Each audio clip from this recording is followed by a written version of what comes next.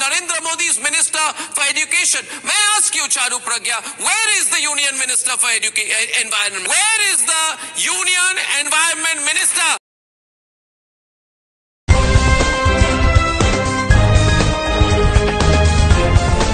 देश और दुनिया की तमाम छोटी और बड़ी खबरों के लिए हमारे चैनल को सब्सक्राइब करना न भूलें और बेल का बटन जरूर दबाएं।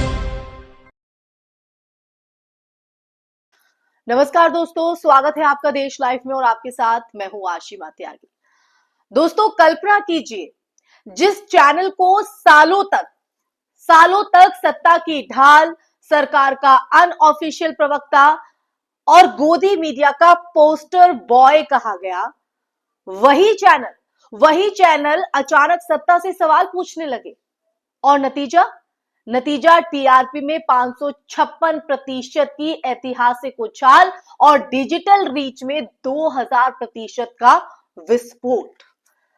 आज हम इसी सच से पर्दा उठाने की कोशिश करेंगे, बताएंगे कि आगे का सच क्या है। लेकिन उससे पहले आप लोगों से अपील, इंसाफ की आवाज को बुलंद करने के लिए और सच्ची पत्रकारिता के लिए हमारा यानी देश लाइव का सहयोग करें। साथ ही डिस्क्रिप्शन में दिए गए लिंक को ओपन कर ज्वाइन बटन दबाकर आप हमसे यानी देश लाइव से सीधा जुड़ सकते हैं।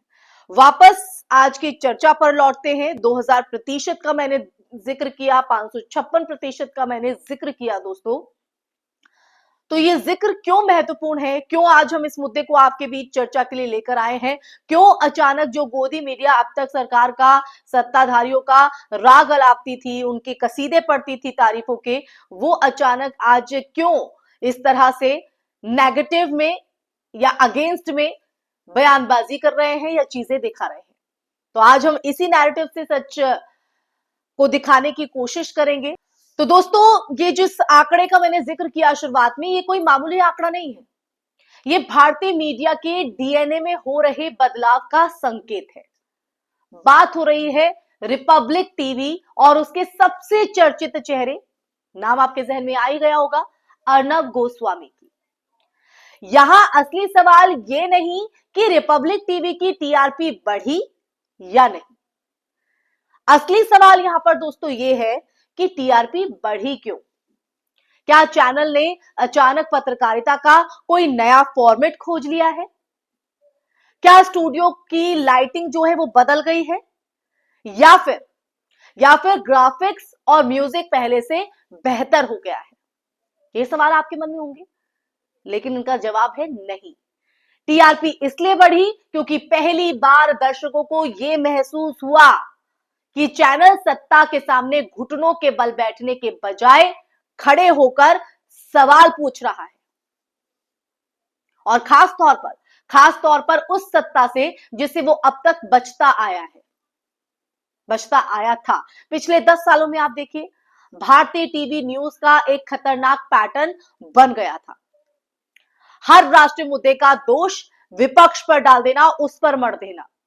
हर सरकारी विफलता का जो बहाना है वो 2014 से पहले ढूंढ लेना, और हर संवेदनशील सवाल को राष्ट्रवाद के शोर में दबा देना। डिबेट का मतलब ये कहीं ना कहीं यही रह गया था, चिल्लाना, अपमान करना, एक तय नैरेटिव जो है वो थोप देना। लेकिन जैसे जैसे नरेंद्र मोदी सरकार के 10 साल पूरे हुए, वैसे जनता के सवाल भी तेज होने लगे, तीखे होने लगे। बेरोजगारी, महंगाई, चुनावी चंदा, एजेंसियों का राजनीतिक इस्तेमाल, लोकतांत्रिक संस्थाओं को की जो हालत है उसको लेकर। और देखिए, यहीं से भक्ति मॉडल फेल होने लगा, क्योंकि भक्ति उत्साह पैदा करती है दोस्तों, इसमें कोई दो राय नहीं है, लेकिन पेट नहीं भरती जिससे दुनिया चल रही है। नारे भावनाएं जगाते हैं लेकिन नौकरी नहीं दिलाते। और जब आम आदमी यानी आप और हम, आम आदमी की जिंदगी कठिन होती है तो वो टीवी पर जयकारा नहीं, जवाबदेही देखना चाहता है। जब रिपब्लिक टीवी पर सवाल सत्ता की तरफ मुड़े तो दर्शकों ने चैनल को दोबारा देखना शुरू किया, क्योंकि भारतीय दर्शक मूर्ख नहीं है, जागरूक है, पढ़ा लिखा एक समाज का नागरिक है। वो इस बात को समझता है कौन सवाल पूछ रहा है और कौन सवाल से भाग रहा है। इन तमाम सवालों को, इन तमाम चीजों को वो सब समझता है। ये सिर्फ फर्क साफ दिखता है कि पत्रकार सत्ता से सवाल कर रहा है या सत्ता के लिए सवाल गढ़ रहा है। तो ये जो टीआरपी की उछाल की बात मैंने की, ये जिक्र किया, ये एक बड़ा संदेश देता है दोस्तों। मोदी की बूट लेकिन अब टीआरपी नहीं देती, सरकार की तारीफ अब ब्रेकिंग न्यूज नहीं बनती, और एंकर्स की ऊंची आवाज से ज्यादा उसकी ईमानदारी बिकती है। और देखिए दोस्तों, इन तमाम बातों का जिक्र मैंने इसलिए किया है क्योंकि इसी बदलाव का असर सिर्फ एक चैनल तक सीमित नहीं रहेगा। अब बाकी न्यूज चैनल्स भी ये डेटा देख रहे हैं, वो समझ रहे हैं कि अगर सत्ता से सवाल पूछे जाएं तो उसमें क्या गलत है। सत्ता से सवाल पूछे जाएं, अगर सरकार की नीतियों पर गंभीर बहस हो, अगर एंकर खुद को प्रवक्ता नहीं बल्कि पत्रकार की तरह पेश करे, तो उसमें क्या गलत है। पत्रकारिता का तो मतलब ही है ना, सवाल करना, जनता को सच दिखाना। तो दर्शक वापस आते हैं, इस बात को वो दर्शक भी समझते हैं, और ये बदलाव किसी नैतिक जागरण से नहीं बल्कि टीआरपी की मजबूरी से आएगा। लेकिन लोकतंत्र के इतिहास में कई बार मजबूरी से जो आए बदलाव भी एक बड़ा असर छोड़ जाते हैं दोस्तों। हालांकि यहाँ एक कड़वा सच भी छुपा हुआ है, इस बात से भी आप नहीं नकारा जा सकता है। सवाल ये है कि क्या ये बदलाव स्थायी होगा, या फिर जैसे ही सत्ता की तरफ से दबाव बढ़ेगा, चैनल दोबारा पुराने ढर्रे पर लौट आएगा। क्योंकि भारतीय मीडिया का इतिहास दोस्तों अगर हम देखें तो वो ये बताता है, जाहिर करता है कि यहाँ विचारधारा से ज्यादा मजबूत चीज होती है पावर और प्रेशर। फिर भी इस टीआरपी उछाल ने एक भ्रम को तो जरूर तोड़ दिया है। ये साबित कर दिया है कि देश की जनता गोदी मीडिया से ऊब चुकी है।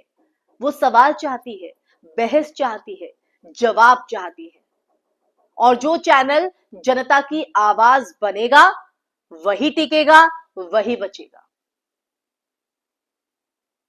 तो दोस्तों, आज सवाल पूछने से टीआरपी बढ़ रही है, सिर्फ सवाल पूछने से।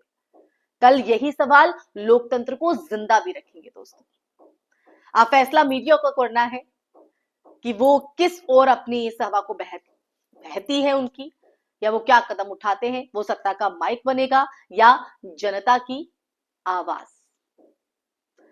इसी के साथ इस चर्चा में फिलहाल के लिए बस इतना ही दोस्तों। ये चर्चा आपको कैसी लगी, ये जो सच आज देश लाइव ने इस मुद्दे के जरिए, इस टॉपिक के जरिए आपके सामने रखा है, इस सच को जानने के बाद आपके मन में क्या विचार हैं, आपका नजरिया इसको लेकर क्या कहता है। और जो मीडिया का ये रुख अभी फिलहाल कुछ चैनल्स पर देखने को मिला है, सत्ता से सवाल करना, जनता की आवाज बनना, जनता को सच दिखाना, इससे आप कितना इत्तेफाक रखते हैं। कमेंट बॉक्स में कमेंट करके जरूर अपनी राय, अपने विचार व्यक्त कीजिएगा दोस्तों। इस वीडियो को ज्यादा से ज्यादा शेयर कीजिएगा, हमारे चैनल देश लाइव को सब्सक्राइब कीजिएगा। फिर हाजिर होंगे ऐसे ही सच का संवाद लेकर, तब तक के लिए अपना ख्याल रखिए। जय हिंद, जय भारत, नमस्कार।